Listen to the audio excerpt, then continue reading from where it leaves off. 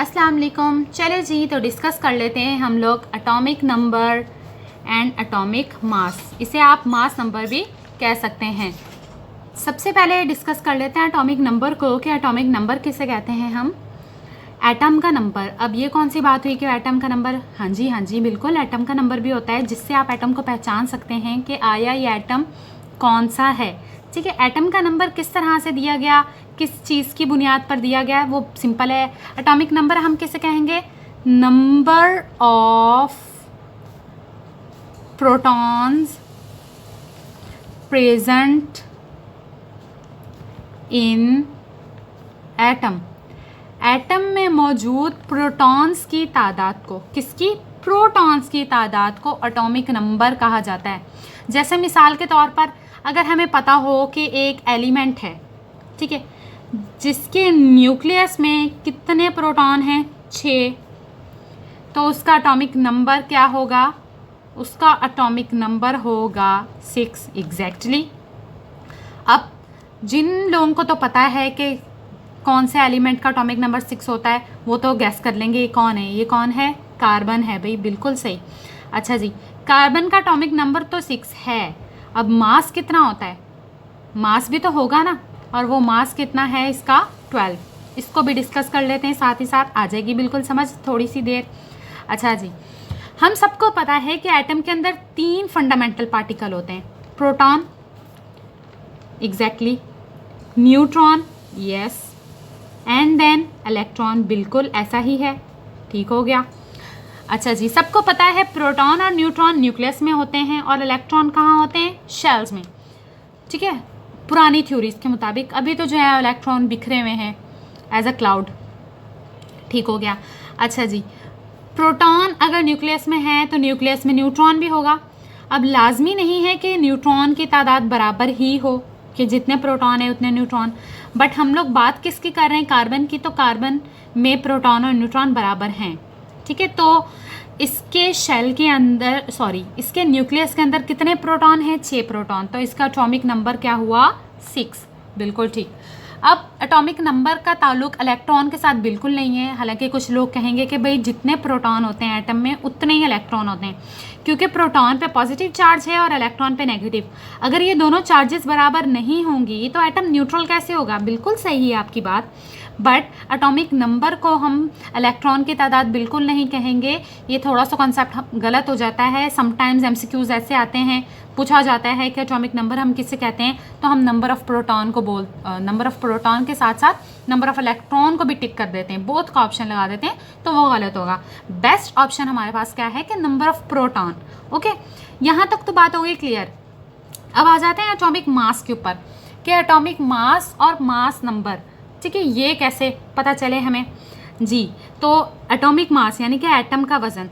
हम सबको पता है कि एटम में 3 फंडामेंटल पार्टिकल हैं। ये वो पार्टिकल हैं जिनका मास बाकी छोटे मोटे पार्टिकल से ज़्यादा होता है। प्रोटॉन का मास है, बिल्कुल काउंट भी किया जा सकता है, मेजर किया जा सकता है, न्यूट्रॉन का मेजर कर सकते हैं, बट इलेक्ट्रॉन का मास बहुत निग्लिजिबल है। मेजर तो ये भी किया जा चुका है, बट इतना निग्लिजिबल है कि इसका असर हमारे एटम के ऊपर इतना ख़ास होता नहीं है, तो इसको हम एटॉमिक मास में कैलकुलेट भी नहीं करते। ठीक है, तो एटॉमिक मास में हम किसको कैलकुलेट करेंगे? प्रोटॉन प्लस न्यूट्रॉन के मासेस को, ऑफ कोर्स। तो एटॉमिक मास की डेफिनेशन क्या हुई फिर?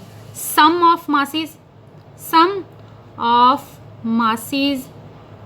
Of proton and neutron. Yes, बिल्कुल ठीक, कि प्रोटॉन और न्यूट्रॉन दोनों के मासेस को अगर हम जमा करें तो वो किसी भी एटम का एटॉमिक मास होता है। ठीक हो गया। अच्छा जी, अब देखते हैं कैसे। वही कार्बन वाली एग्जांपल ले लेते हैं हम। जैसे हमारे पास कार्बन में 6 प्रोटॉन थे, तो अगर हम न्यूट्रॉन ना लिखें तो उस वक्त मास कितना होगा? 6।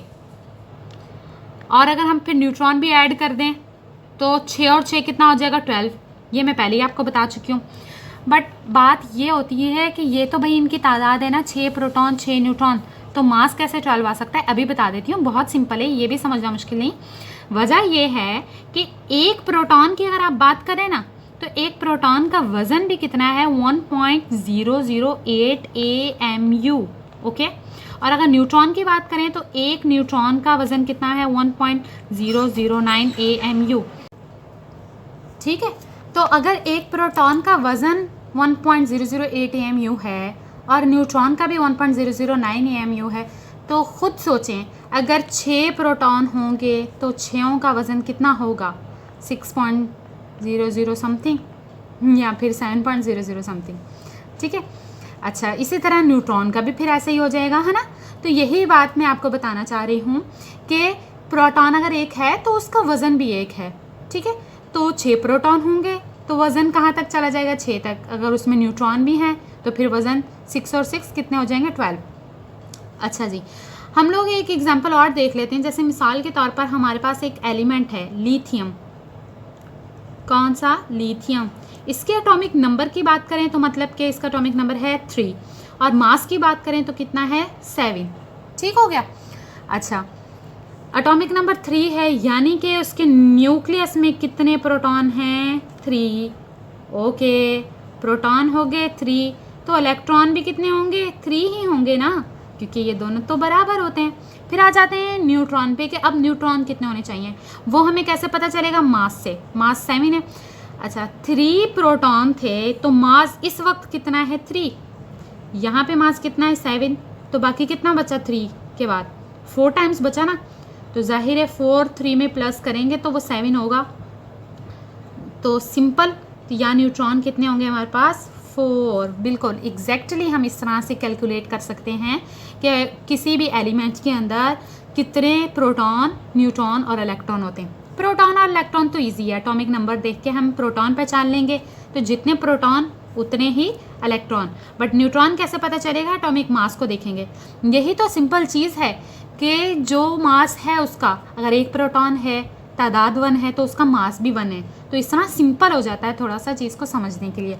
सो आई होप सो कि आप लोगों को इस वीडियो से बहुत अच्छी जो है हेल्प मिली होगी, आपको ये टॉपिक अच्छे से क्लियर हो गया होगा। So if you like my video, please subscribe my channel and share it with your friends and family. Thank you.